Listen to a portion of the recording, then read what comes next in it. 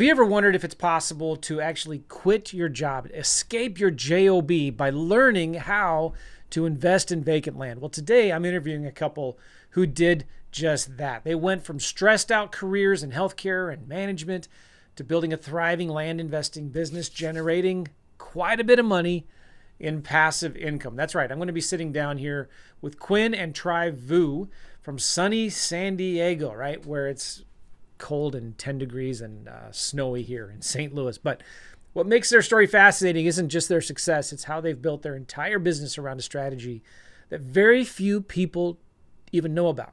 And a lot of people don't even realize that you could actually do owner financing with dirt, with vacant land. So this is what Quinn and Tri have done.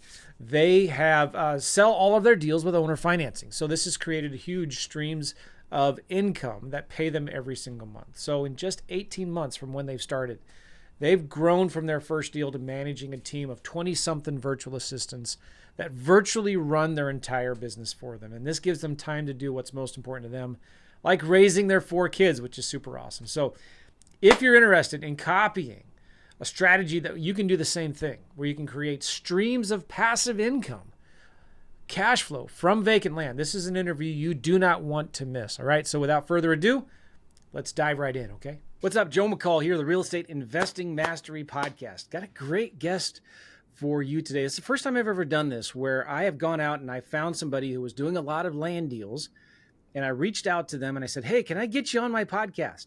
And they're like, "Who are you?" I was like, "Yeah, my name's Joe, blah, blah, blah." And so I love what these guys are doing, and we're going to be talking about how to do vacant land. And we're going to talk about specifically a couple of things here. Number one, how to get capital when you're in a cash crunch and you need money for deals, right? We're going to talk about how to get capital for your deals, but we're also going to talk about how Quinn and Tri are running their land business with a specific strategy of selling their land on owner financing. I love this strategy. Most folks that I know, that I work with, and even myself, we wholesale most of our deals. We just are in and out.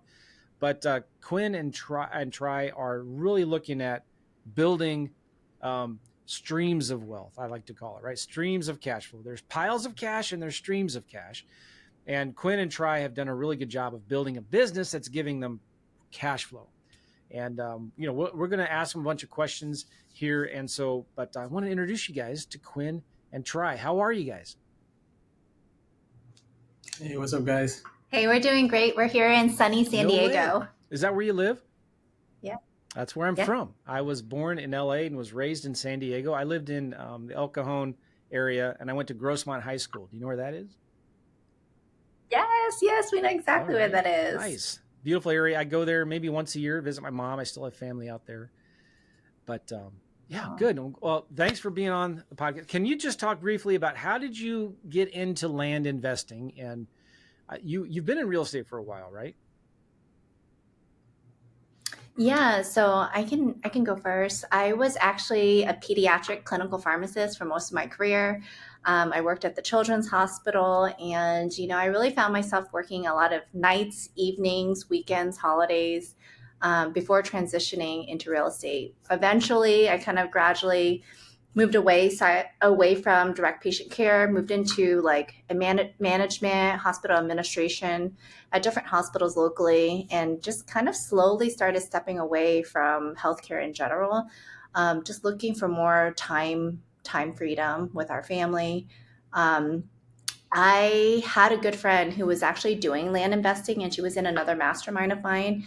And she told me, she was like buying land from people, like buying it for a really good deal. And then she was just selling it. And I was like, what did you do when you sell it? And she told me, like, that's it. She just found someone who was looking for that land. She didn't do anything to it. And I was like, oh my gosh. And then she told me she owner financed it to them. So then I was like, oh my gosh, so you're really just a bank. Yeah. You're a bank that just happens to sell land. And I just really like the model. So it kind of made me like want to be like her. So that's how I got started. Nice. Yeah. And then Quinn brought me in, and like she was super excited about it. I was thinking this is the worst idea ever. It's so boring. We were doing Airbnbs and flips and long-term rentals, just kind of slowly growing our real estate portfolio. But she had a friend doing it. I had a couple of friends doing it, and then we met the land community, and then was just kind of locked in. Like, this is it. This is the best people. It's super easy. We had a slew of rental issues, like a tree fell in one house. We had eviction, a squatter. We had a shooting in another house in Baltimore. We had, you name it. We had like a couple rehabs all in the same like 1-2 years, and we were just kind of done with it. We needed something easier. We still had W-2s at Yeah. the time too, and we needed something more passive that we could scale. And yeah, we just fell in love with it. Nice. I mean, can you imagine just getting a text and saying, "Hey, what color roof do you want?" I'm like, "Why do we need to pick a roof color?" He's like, "Oh, because a tree fell on it." So do you still own some Airbnbs right now, don't you? Okay. Yeah, we do. So what percent of your business is land? What percent right now is houses? Well, I mean, it's not really, they're different businesses. So our number one focus right now is really our land investment Okay. company. And then we have property managers that, they are actively managing our rental portfolios, and then they report up to Tri. Okay. Cool. All right. Now, where did you learn the land business from? Did you buy a course or sign up for a program or mentoring, coaching? How'd you guys learn about it? Yeah, so we signed up for a course that was like, 12 weeks long, and we were in classes like twice a week, and we had homework each week. So that was really helpful actually, to go to class, to be able to ask questions, to have homework and really learn about it. And then we actually didn't make a ton of progress when we were in that class setting. We really made a lot of progress when we signed up for like one-on-one Okay. coaching. Now, is it okay if I ask you the Yeah. name? Unless you don't want, if you're going to trash talk them, then let's not talk about who it is. Was it the Land Geek? No, so we signed up. Yeah, we signed Yes. up for the Land Geek. We went to the Yeah. flight school. We went to flight school for like about, I want to say 12 weeks. And it was really good. We learned a lot. And then afterwards, we went in person to like a live boot camp where we met a lot of students who were doing really well and where we wanted to be. And I think just meeting people in person and Yeah. seeing how much success people had in such a short amount of time really gave us confidence to move forward. And after that, so Tri and I, we went to that boot camp together, and then we signed up for like one-on-one coaching for a year. And oh my gosh, like we literally did whatever they told us, we did. We were like really good students. We like did our homework, turned it in, asked if we did it right. Nice. Like we were just wanted to make sure that we got the most out of that investment. Yeah, I really like Mark Podolsky, Scott Todd. Were you working with Scott Todd? Yeah. Oh, they're great. They're Yeah, so I like funny. them a lot. And Yeah.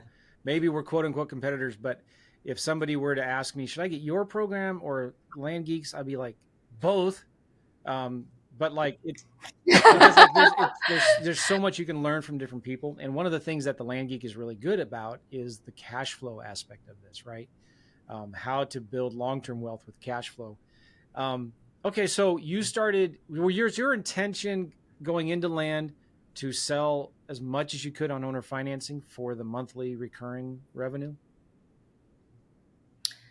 Honestly, when we first heard about it, there was such a big emphasis on your monthly recurring revenue and getting passive income. So we actually, that was 100% like our focus at first, right? Was just like, selling these on owner financing, which we really liked, because what we found out is some of these properties, people will make payments on it for, a few months, and then they'll get tired of it. They stop making payments, and then we can actually remarket that same property at possibly even a new market value, depending upon if the market has changed substantially from that original purchase. And some of our properties we've sold like 3 or 4 times. Now that kind of freaks people out a little bit because they're thinking rental world with a tenant turnover. You got to go in and clean the property up, replace the carpet, repaint the walls. You've got this huge mortgage payment that you have nobody making you a rental payment for 3 or 4 months. And then you got to pay the property management company a 1 month's rent as a fee to find a new tenant. And they're like, oh my gosh, like, how do you do that? Answer that question, would you? Defaults is the opposite in the land business. Like we love them. It's like free money because like they pay it up, they pay down the property, and if they default, then you keep the property and the money they put down and made payments for. I think we made like 15 defaults last quarter. Like the numbers are really high. Like I think we had like 50 defaults last year total. So about what And percentage? And then by the way, too, our goal isn't to get a buyer that we hope defaults, right? We want them to buy the property, but it happens. And the default rate is higher for land than it is for houses, right? But because it's different, it's more, you're selling recreational land. It's not someplace that they have to live in. So you do get a higher default rate. But what percentage maybe would you think, approximate guess of your notes that you control, do you have a default? it's probably around 25%. Yeah, it's pretty About standard 25%. for the industry. And it also depends on the type of properties. And so I want to get into some questions about what's your sweet spot for what kind of land do you like to buy and sell on owner financing. But yeah, so when you are selling on owner financing, do you when you buy the property, you own the property, right? You have a title to the property. When you sell it, are you giving the deed to the buyer? Are you doing a land contract or something like that, or an installment sale? Are you doing a lease option? I know people that do lease options on land too. So we just do like a purchase agreement with a promissory note. And what that really means is we are allowing them to make low monthly payments for the property. And once they have the property fully paid off, then we'll transfer the deed to them within 30 days. Cool. So it gives them a lot of flexibility because sometimes even when people have enough to pay it in full, they may not want to. They're still like kind of noodling, like what are they going to do with this land when they have it? So they're okay with making payments over time. And then, yeah, so that's part of it. It's like, it is a process. You have a relationship that you're establishing with the client for a couple of years, so if they're making payments, for some of our clients, we don't hear from them. All we do is see their payments. And then other people, it's like, oh, my bank account is changing. My phone number is changing. My address is changing. Yeah. Like, so everyone's a little bit different, but since we are holding on to that responsibility, those are some of the things that we deal with from a maintenance standpoint. So I'm imagining you're using GeekPay to manage and control your payments. Is that what you guys are using? Yeah, we have a loan portal right now, and it manages all the notes, and it's actually really nice because our clients love it. They can like log in, they see exactly how much they owe. If they want to make an extra payment, they just push a button. It's super simple. Yeah, we're using GeekPay as well. There are other tools out there, but that's good.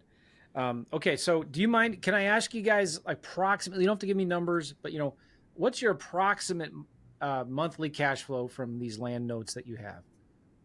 Is it It's around 20K? That's phenomenal. That is, congratulations. Yeah. It's really good. And about how long did it take you to get there? I would say about 18 months. A year and a half. Yeah. Guys. Yeah, so the numbers for us, it was pretty cool. It was like last January, it was around 3K. And then it hit 10K in like April, May. Yeah. And then it just like doubled in like November, December, around 20K. Everybody give them a round of applause. Big claps. That's amazing. Yeah. I'm so happy for you guys. Yeah. I mean, that's life-changing, isn't it? You can use vacant land to get cash flow. People don't think about that. And are you doing anything to the land? Are you clearing it out? Are you adding roads, utilities, subdividing, entitlements? No. Okay. No, we're literally like not doing anything. Like whenever people call us and they're like, hey, does it have utilities? Does it have water? I was like, no, this land is only for people who want to live off grid. They do not want to live in a traditional subdivision. If you need like electricity, water, all of that stuff, this might not be a good fit for you. Excellent. Okay. So one of the things I noticed when I was looking at your website was you had a lot of land that is cheaper land. You're selling them for $10,000, $15,000. Some of them, that's about, what's your sweet spot? Yeah, this was a great one. So when we first started, we met a bunch of guys making like 3K a month, 10K a month, 20K a month. And we were like, man, this is exciting. and we kind of backtracked it. If we had 67 notes at $150, that's our 10K. We got to get to 10K a month as fast as possible, and we just did the math backwards. So we started buying lots that were $300 because we didn't trust the system. So $300 lots in Arkansas, and then we kind of inched up to like $2,000 lots, to 5,000 to 10,000. So most of our lots are like $200 to 10K. But you're buying them. That's our buy price. Buying Yeah. them from. I don't think we bought anything 10K yet. So, and 10K is on the high end. Like we would, if we bought one parcel for 10K, that would be a lot for us. Our buy box is probably on the lower side. I would say between 1,200 and maybe 5,000 to 6,000 at the high end. And we wouldn't buy a property unless we can probably sell it for a minimum of 150. 150 a month. Minimum. That's awesome. And so when you sell, so you're buying them, just so I'm clear, you're buying them around, your sweet spot is maybe $2,000 to $5,000. The most you'd pay is $10,000, right? So, Yep. and you're buying them at about 30, 40 cents on the dollar, would you say? Yeah. It depends. Sometimes less, sometimes more. It just kind of really depends on how desirable it is, if there's something wrong with it, if there's back taxes owed. So it really depends on the circumstance. Yeah. So let's talk about an example deal. You're going to sell this property for $10,000 on owner financing. Well, let's maybe use that $15,000. You're going to sell it for $15,000 on owner financing. What are you buying that property for? Well, our goal is to buy it for 25 cents on the dollar. That would be the perfect scenario. So maybe you pay 35 cents on the dollar. So if I get a calculator here real quick, I think these numbers will kind of help people get this picture in their mind. So you're going to sell it for $15,000 on owner financing. You're going to try to buy it for $3,800, right? Yeah, that sounds about right. And so then when you're selling it for $15,000, you want to shoot for a minimum of $150 a month payments. So what is your normal term? Is it 5 years, 10 years, 10% interest? How do you come up with that? We are usually trying to collect more upfront as like a down payment if possible. And we do look at the yield, the annual yield, to make sure that we're making, we're getting a lot of our money back that first year if possible. So you call that annual yield. And then that's the return on the cash you put into the deal, right? Yeah, that's the return on the cash that we put into the deal. And just as a general frame of reference, our deals are 60 to 96 months. Okay. Cool. 60 to 96 months. So you're trying to get the payment. If you want the payment down to be $150, $200 a month, you may need to make it a longer term period, right? So is there an interest rate you typically try to use? We don't charge interest. We just because the terms price is already a little bit higher than the cash price, so it kind of works itself out. So you could do you use that in your advertising? 0% interest. I mean, we mainly just market like the cash price, which is like a discounted cash price for people, and if they want to pay for it in full, they definitely can. But I would say 98%, 95% of our clients, they prefer the low monthly payments just for the flexibility. I love that. People buy on payments. And one of the things I've noticed when we advertise land is for every one call we get from a cash buyer, we'll get maybe 5 calls from an owner financing buyer. Do you find that about the same? I think it's higher, right? Yeah, I rarely meet someone because people just sometimes I don't think they have a lot saved. Yeah. I think that or if they do have money saved, they just feel better not spending it all in one place. So what kind of down payment do you try to get, or do you typically get? It varies, but I would say on average, it's a pretty low down payment. It's like $200 down payment, $249 document fee. So I would say $200 to $500 down payment is what we typically do. And we have promotions too. I think right now we're doing $20 down. Yeah. We just want to make it easy for everybody to get in real estate, and we're pretty flexible. So we'll work with you. I think there's always a win-win situation. We can work out something. Yeah. So yeah, we sometimes don't make our numbers or lowered yields just to help people Yeah. out. So your goal isn't to sell Yeah. sell these notes. Your goal is to keep them as long as you can, correct? Well, yeah, we definitely try to keep it as long as we can, but there have been some circumstances where we needed cash in a crunch. We're looking to buy some like larger deals, bulk properties, and we have sold some of our notes in order to get that cash a little bit sooner versus waiting the full 60 to 96 months. Yeah, so that's really good. We're going to talk about that in a minute because I want to ask you questions because you're buying a lot of properties. Where does that money come from? And so and you also have an operation you have to run with marketing. So I want to ask you that because that's really really important. Because sometimes the biggest problem people have is not finding the deals, but it's finding the money to buy the deals. I want to ask you, how do you pick the good markets to do owner financing in?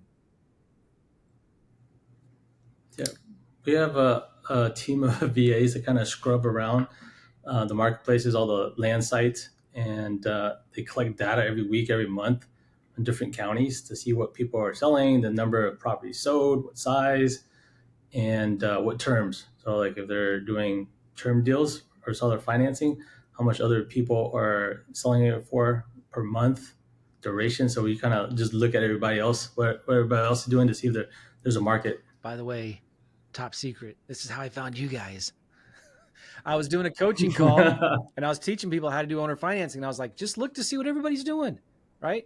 And I went into a state, picked at random. I went into a county, picked at random. And there you were. And you were, I want to ask you this because you were on one of the land.com websites and they are expensive. Right. Like I was Oh yeah. paying when I was using land.com and I don't anymore. We just list everything with a realtor because we're selling for cash. But I was Yeah. paying 500 or 600 bucks a month with land.com. Were you around? Are you around there somewhere? Oh no, we're paying way more Wow. than that. Like I probably cannot even Okay. disclose how much we're paying, but it's It's in the stupid. thousands. Let's Oh just my say that. gosh. Is Yeah, it it's worth it? crazy. But you know what? It's totally worth it because honestly, the type of clients that we get from that website, they're very Okay. serious. Like they're looking specifically for land and it just helps out our sales team because we have a very motivated client. So it just makes things a little bit I easier. looked at it as you just do one deal in a year and it's going to pay for that. But it's a significant investment. And one of the things I was Yeah. saying was, hey, if you see somebody that's doing sponsored listings on land.com, they maybe know what they're doing, right? And I'm a big believer of like modeling success, seeing what good people are doing. Don't copy them, but model what they're doing, right? Um, so have you found like different ways that you advertise property? What are some of your favorite ways to find buyers? I mean, we definitely like the land sites, and sometimes people are nervous about what they're going to spend on marketing, but if they should also be nervous about not being able to sell the Yeah, property that they have yeah, acquired, yeah. right? Like there's that same level. So the land sites like land.com, land moto, land flip, land search, uh, like all of those land wash, lot flip, farm flip, like we're on all the different Yeah. possibilities. We're on Facebook Marketplace. We tried Meta, like we'll try everything. Okay. We'll just kind of see what the market's like, what we see. Like sometimes we're like shiny object syndrome, like Hermosi will mention something and we'll jump on it. We'll give it 3 months and see what happens, and we try to course correct. But sometimes we just give up, and then we hear it again, and we're like, all right, it works out there. We got to get back on there. We just gave up too soon. So I think that's one thing that we do well is like we take action on the shiny object syndrome for good or That's awesome. bad. But so far we seem to Well, be that's doing why you okay. guys are doing so well and so successful. I love that. Um, okay. By the way, has Mark Podolsky had you on his podcast yet? Oh, Yes, dang he it. I was has. hoping I would be the first to get you guys on. By the way, shout out to Mark Podolsky again. He's got a great book called Dirt Flip or Dirt Rich.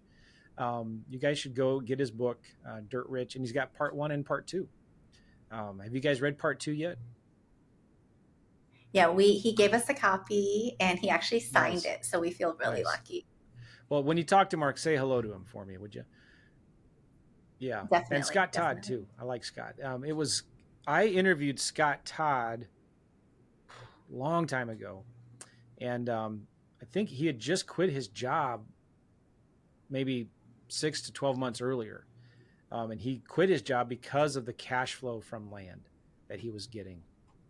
All right, so anyway, can we talk about how do you find these deals, and then I want to talk about how do you raise the money to when you need money to buy the deals. How do you find them? Are you doing blind offers, generic neutral letters, postcards? What are you doing? We do a lot of mailers, and then we network a lot. So the mailers are pretty generic. Like you can't tell what it is when you open up the envelope, and they have the offer price in there. Uh, we have like some type of decoration inside, like snowflakes, Okay. to maybe catch their attention. I don't know if it works, but it seems to be okay. A QR code, call, email, text us Yeah. type of deal, and and then we network a lot with other Cool. investors and buy a lot of wholesale. And recently, we've been doing a lot of JV deals, like partnerships with other people that they love buying. Everybody could buy, but they have a tough time marketing, selling. We're like, we could help. Nice. So we do JV deals as That's awesome. well And on you're that and you're side. finding those JV opportunities in Facebook groups or where? A little bit of everything: Facebook groups, other masterminds, other WhatsApp groups.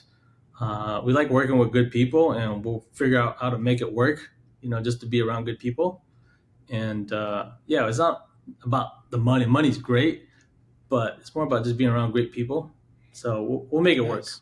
Yeah. So like some of our friends, they're like they may be in a situation where they're really high in inventory. Their inventory is really high.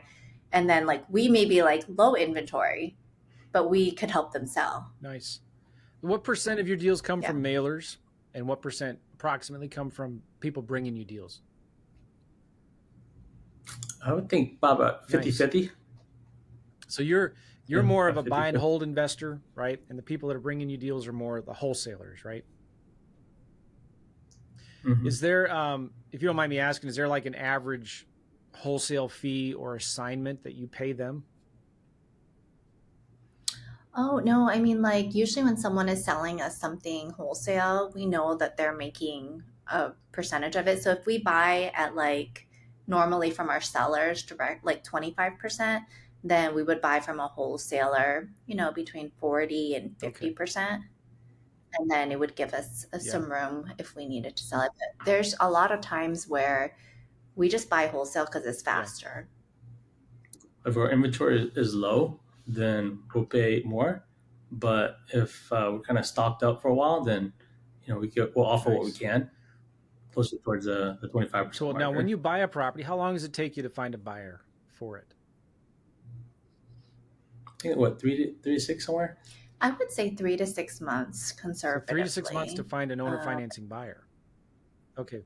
Yeah, it's not the drop of a Yeah. hat. It takes some time, I think, for enough people to see the marketing that Yeah. we have and for the right person to really, fall in Yeah. love with it. And why do you think that is? Is it because there's well, yeah, why do you think that is? Why does it take so long? Um, it might even have to do with like the clients that we're working with, like in the price point that we're in. Sometimes people feel a little bit nervous about buying land online. Like they don't know who we are. Sometimes they want to make sure that, we're reaching out consistently for a few months before they decide to work Yeah. with us. And then some other times people on the first call, they're ready. So each person is a little bit different, but and other people, they may be able to sell their stuff quicker, but we've just noticed it's been pretty consistent for us. Like 3 to 6 months is what we would Okay. expect. All right. Do you ever try to sell your land on the MLS with a realtor or a flat fee broker or something like that? I'm actually a licensed real estate agent here in San Diego, and I haven't. I haven't. And part of it is because we find plenty of clients when we at the price point that we're in, we find plenty of clients directly on the land sites where we don't have to like hire someone and pay like an extra fee for it. But if we had some larger properties, we would definitely consider hiring a real estate agent to do all of that marketing for I have a us. client who uses bandit signs to sell a lot of his deals. So he'll go to Thumbtack, and we've done this before. We'll go to Thumbtack, find somebody local that will go put out signs in the neighborhood. Vacant land for sale, 2 acres, only $200 a month, and that actually Yeah. works. It works really well. Something to think about. Um, Ugly Okay. handwritten bandit signs. Yeah, it's crazy. And you want to know what's funny? When I was doing a lot of houses, one of the and I've never done this, but I have another friend who does, and this worked the best. He said, "There's two signs. One of them was um, house for sale 3/2. I'll take anything, and phone number, and desperate or something. Desperate, I'll take anything. Phone number. Phone rings off the hook. Another one he would do was would be 3/2, motivated. Um, Come sleep with me. Phone number, and he would get a ton of calls. But he had to set it up with a voicemail that would explain. All right, yeah. So thanks for calling about my 3 bedroom, 2 bath house on this street in this area. It's a fixer upper, and if you're interested, it's $40,000. Leave your name and number, and I'll text you the details. But anyway, something like that. If you're kind of got a dirty mind, you That's can catchy. come up with something. All right. Anyway, okay. Uh, so you're getting deals from direct mail, from networking. I love networking, being involved with communities. And I tell my guys, my community, join as many other communities as you can as well. Right? Go out there and find, if you can, get into them, and because you're going to find people that'll bring you deals. That will need money, the private lenders and things like that. So that's awesome. I love that you're doing that. Let's talk about, like, how do you get the capital for your deals? You're buying these things for 3 grand, 5 grand. You buy 12 of them at 5 grand. That's $60,000. Not everybody's got that in an IRA or in the bank account. When your capital is being used to acquire deals, how do you find more? You know what? It's actually way easier to get capital than we thought. Yes, I'm glad you said that. Tell us why. Because I feel like because there's just so much abundance out there. Like when people hear about some of the deals that we're doing, they're like, "Oh my gosh, that makes so much sense." Like what you're doing. So we've have had friends and family that are like, "What are you guys doing?" Like they want to hear about it. And then if there's opportunities that come up where they can possibly invest with us, that's an opportunity. But we've just it's so weird because as soon as we're like, okay, let's just buy all this land, for some reason something happens, but we just have an influx of capital. Nice, nice. It's so And crazy. friends and family, but also I'm imagining you can borrow money from people in the land investing community too, right? Oh yeah, we've done deals with people within the community. Sometimes we have friends that they're in the land space, but they may be tired of the county or the state that they're in and they want to like go somewhere else. So we'll buy their entire Wow, inventory in that area that they're trying to cool. leave. And that's probably been some of the best deals that we've had where it was like a mutual win-win. Like they're looking to do like maybe bigger deals in other states. And we're like, okay, we're good with these small deals. We kind of like this Yeah, area. So we'll just take on whatever they don't want wow. anymore. There's a lot of that out there too. So when let's say you got somebody that's got a portfolio of 20 properties, they want 100 grand for the 20 properties, five Yeah. grand each or something like that. If you don't have that Yeah. capital right now, what do? You just call friends and family. Hey, do you got some money? Or Yeah, that's exactly it. We got like a few people that like are super interested and they're just ready to go whenever we have a deal and that we need to partner up with. And other guys are, um, are in new counties that we're not in. They're like just waiting for us. All right, this is a good market try. I like what you're doing. Do it over here with me. Like let's go this way. And yeah, so we have the systems and the processes to do it, and I think the money's just sitting there for us to jump on it. We're just kind of slow rolling into these new Yeah. markets. So kind of like we said, you just have a lot of people. You just got to put it out there. Like I want to do more deals. Who wants to partner up, and they'll come. The other thing too that our coach had told us, which we were a little bit hesitant to do to get capital. So we were looking for capital in a crunch. Like it's a scenario where we're trying to buy a bunch of land all at once. We actually have the capability of just selling off some of our loans. So if we sell off some of our loans, instead of waiting, 60 months for people to pay off, we're going to get a huge influx of capital all at once. And we've just done that on occasion. And now we're kind of in a position where we're actively buying notes too. So it's kind of nice that we can sell some of our notes. So that way we stay in good contact with people who are looking to fund that type of deal. But then we're also actively looking to buy other people's notes. That's really cool because sometimes we're just in different places at different times.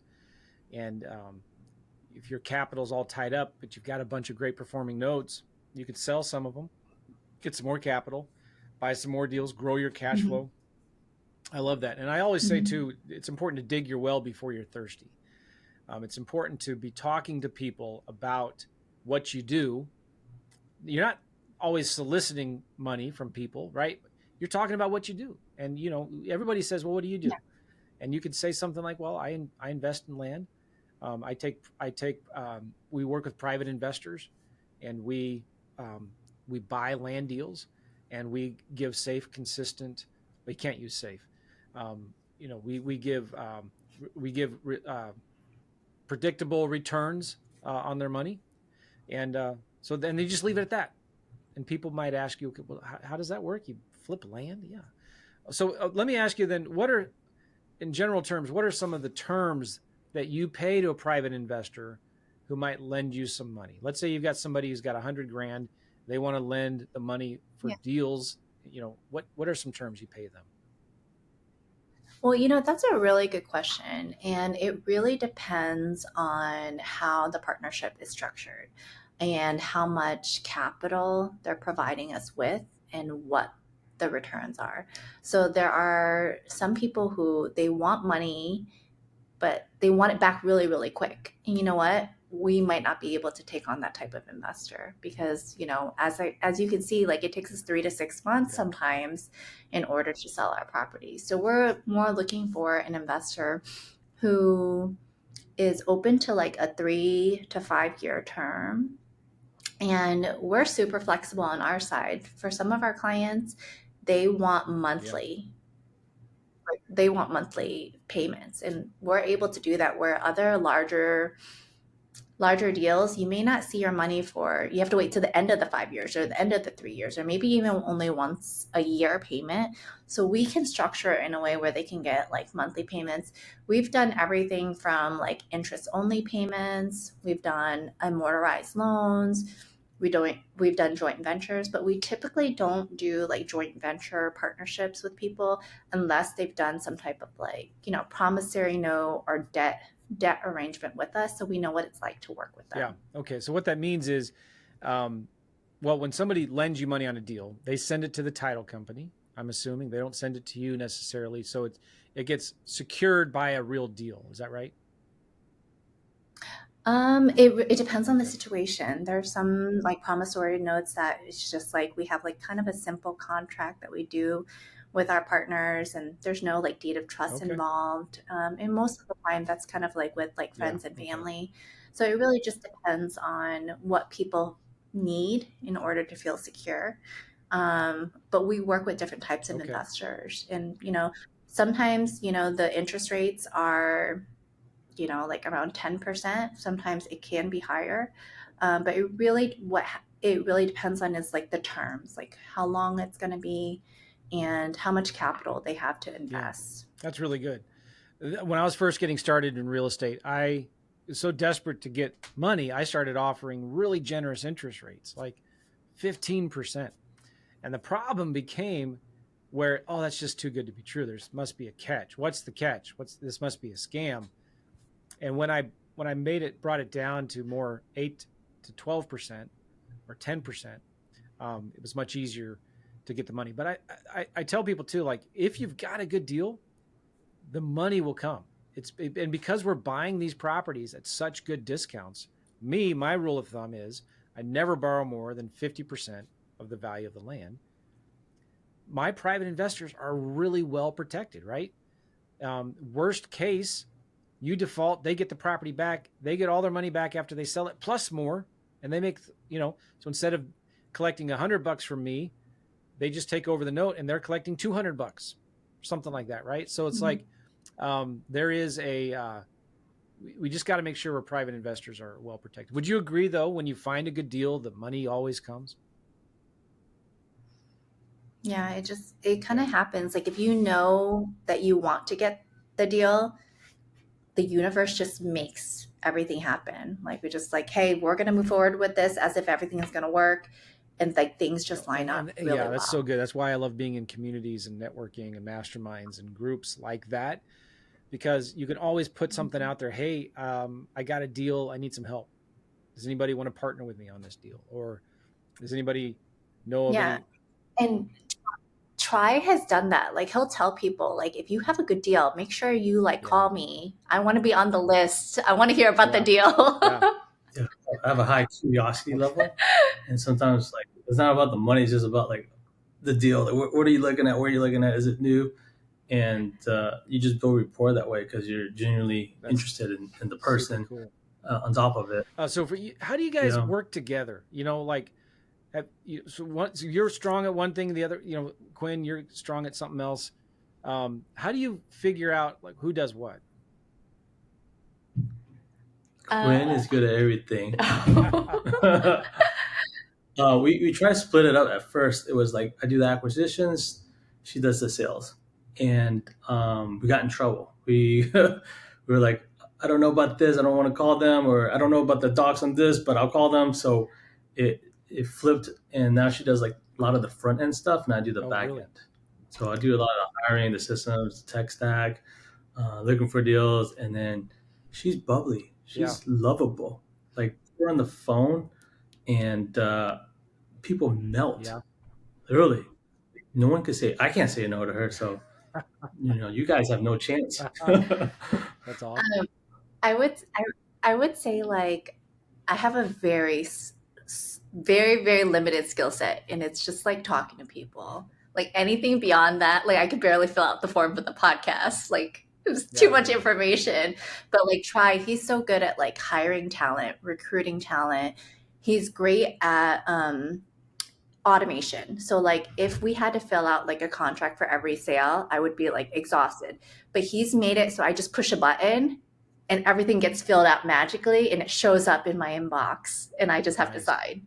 So he works with like developers, like whatever happens, he'll like make it so much easier.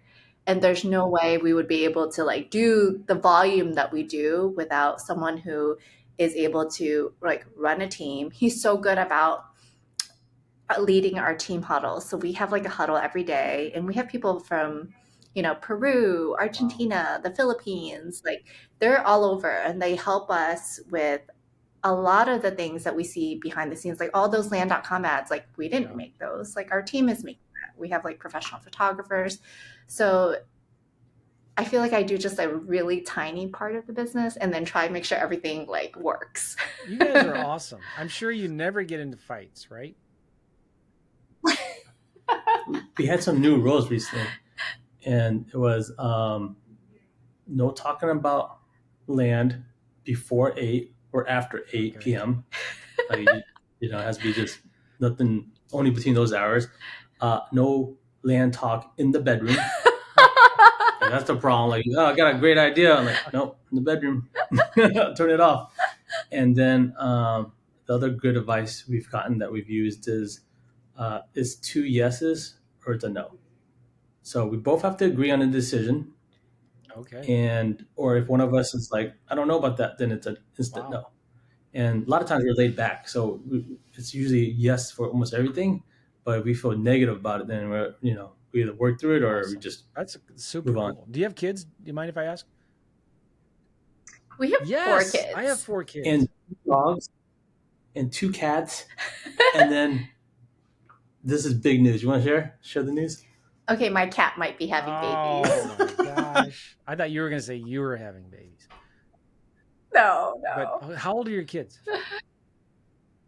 Okay, so our oldest is 23, and he actually works full time in our land business too. He does sales and acquisition for us. He graduated last year from UCSD, and he's been such a huge part of our business. Like, he's grown so much with Awesome. us. And then we have an 18-year-old, like senior in high school, 16-year-old junior, and then a Those are 14-year-old almost eighth the grade. same So ages as mine. teenagers. Yeah.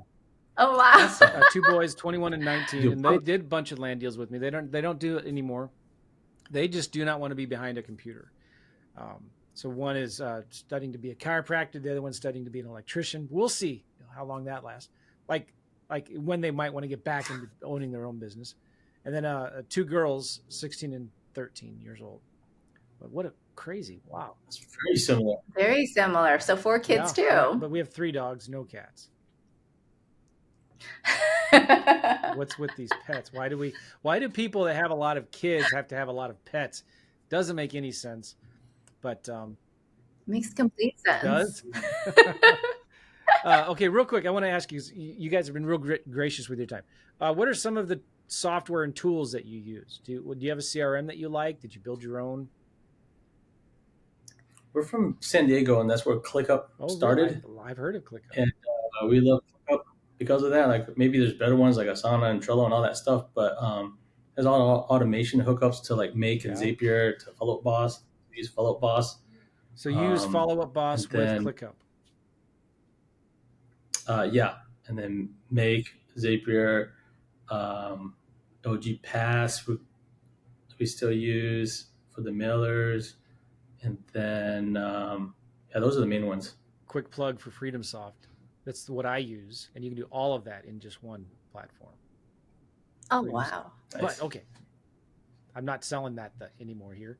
I like all those tools, and I used to be really into that kind of stuff, and that's another whole story. But I love that you're setting up I often say this: there's 3 keys to success in this business: marketing, automation, and delegation.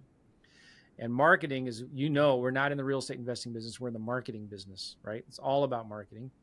And then automation is setting up systems to do the stuff for you in spite of you, so it doesn't get forgotten, right? But sometimes whatever you can't automate, you need to delegate. And sometimes the best system is a virtual assistant, right? To get a VA to do those kinds of tasks for you. And if you can figure those 3 things out, which is one of the reasons why I think you guys are so successful, is you figured out the marketing, you've got the right systems, and you've got a right team that implements this stuff for you. And that's a secret sauce. Would you agree with that? Did I kind of get it right there?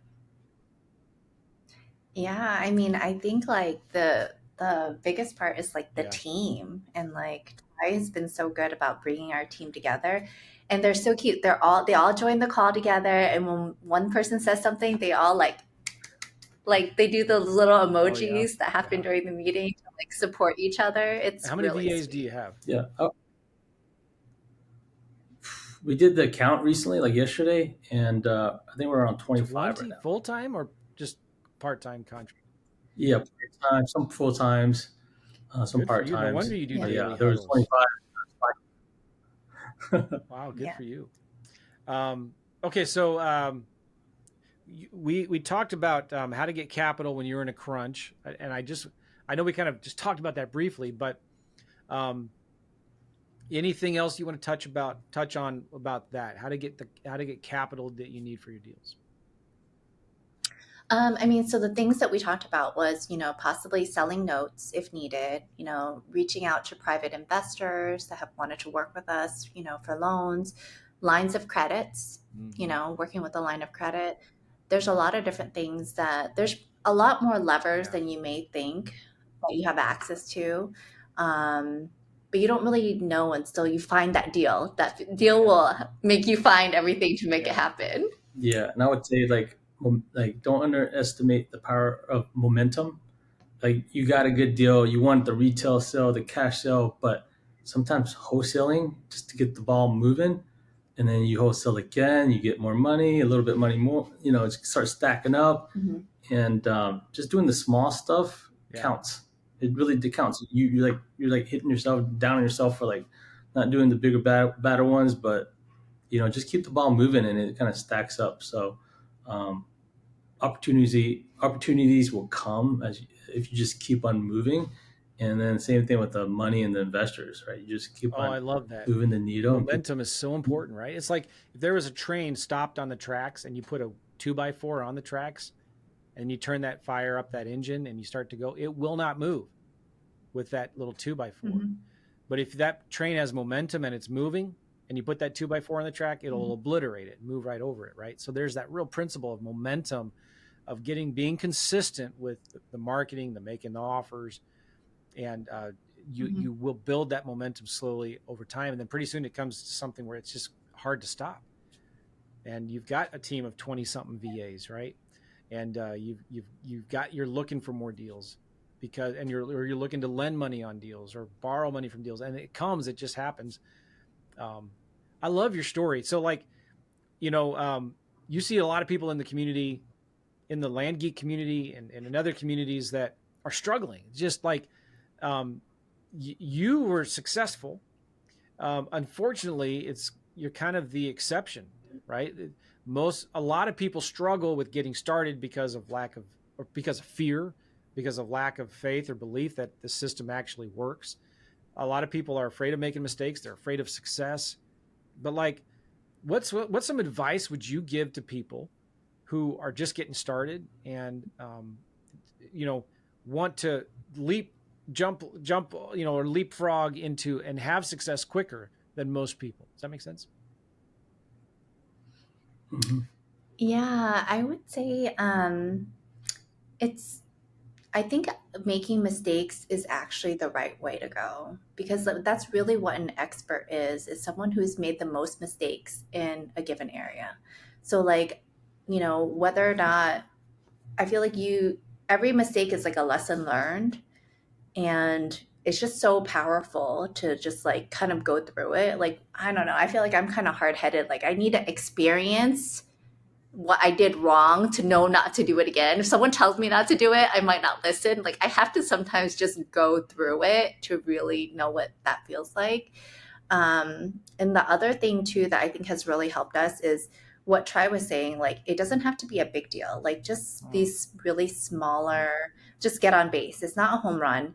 Just give our team the experience they need so they can practice doing sales contracts, so they can practice buying property. Like all these little things is to give our team more experience.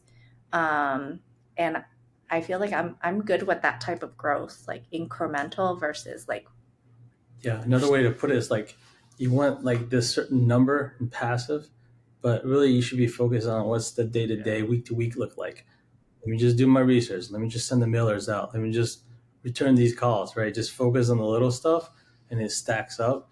And the other thing is you don't have to suffer alone. Like Quinn's superpower is her kindness. Like she's super nice to everybody. And for me, it's like community. I love family, collaboration, community, curiosity. And you don't have to suffer alone. Like you could do it together. Like, dude, I don't know. Like I called so many people today about Marketplace. Like I'm struggling with Facebook Marketplace. Someone help me. And a bunch of people call me back and like, let's get on the phone. I help you. Awesome. And like, so put it out there. Like it starts with vulnerability. You share what you're not good at, and people will like gravitate towards you. Like, all right, he's a normal guy. Like he does things well, he does things bad, and you don't have to suffer alone. Just put it out there, and people want to help. That's such So good yeah. advice. Love it. How can people get a hold of you? Where can they go? There's maybe people that got a portfolio of notes they would love to sell to you. Maybe they've got some deals they want to bring to you and you can partner with them on. How can people reach you? So they can find us, on Instagram. We're Secure Land Co. And every Friday, Tri has been posting something funny about land. So if they just need a good laugh, they can just go onto our Instagram and find us on there. So Secure Land Co. You can also find us on our YouTube channel. And then we have a website, securelandco.com. But if you need anything, feel free to reach out to either one of us through our About page. We're info@securelandco. That's our email. Or they can just find us, Google us, we'll come I up. love it. securelandco.com. Yeah, I like .com. it a lot. Mm-hmm. Do you have the domain, by the way, secureland.co? I think we might have that too. I'm not sure. I know that we have a couple of variations of it. The reason why we wanted Secure Land Co., I love that the logo reminds me of a Yeah, I national love that. park. I We yeah, I love, like that logo a lot. Yeah, and I wanted it to look really yeah, old, like I like that. vintage, like it's been around for a long time, like land. So that's kind of like the thought behind that kind of badge Yeah, shaped that's smart. logo. Really cool. Well, you guys have been awesome, and I really do hope everybody listening to this, if you've got some land notes you want to sell, if you've got some money you want to invest with Quinn and Tri, that you reach out to them, contact them. They're just a really nice, friendly couple. I was nervous about contacting you. Like, are they going to know who I am? Are they going to think that I'm weird wanting to interview them about their business? And you guys have been super gracious and very nice. Thank you so much. And big shout out to Mark Podolsky and the Land Geek community. They're great. They have a great podcast. Get Mark's book, Dirt Rich, Part 1 and Part 2. I highly recommend them. I've had Mark and Scott Todd on my podcast several times. It's been a few years. I should reach out to them. Mark Podolsky inspired me. Right below my feet right now is a walking treadmill. Does he still do calls on a walking treadmill? Sometimes, yeah. I would be on it too. Mark will do his podcast while he's walking, but you see his head bobbing around, So I don't do that. But yeah, super good guys over there. And thank you guys so much for being on my podcast. I really appreciate you. Oh, thank you for having us. Yeah, This thanks, was Joe. a lot of fun. Quinn and appreciate Tri it. Vu. Appreciate you guys. And we'll see you later. Bye-bye, everybody. Take care. Thanks, guys.